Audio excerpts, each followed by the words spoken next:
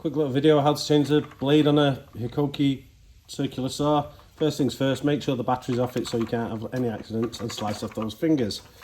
Then you come round to the back, you get your Allen key that should be built into it. If it's not, you need to go and get one. Then you look for this switch that's on the front. So you hold that switch down, that locks off your blade. Just twist it until you hear it lock.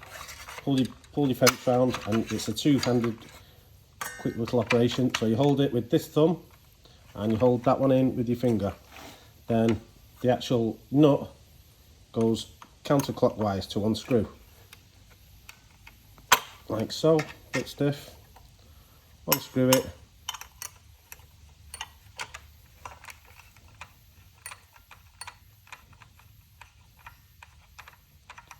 And after a million unturns, there's your nut, comes off.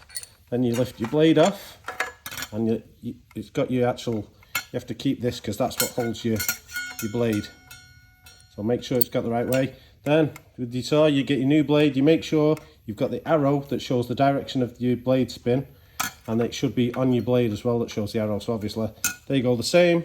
If you haven't got this on your blade, just look at the teeth and follow the teeth. Make sure the teeth follow that arrow. Then blade back on, make sure it's seated properly. If it's not seated, you can get wobble on your blade and your blade can go undone. We don't want that. Screw it back on. And you want to do it hand tight. Don't crank it right on there because it'll just lock on. Just quick tight, that's it, all done. Let go, fence. Put your Allen key back, then you know where it is next time. All done, blade changed.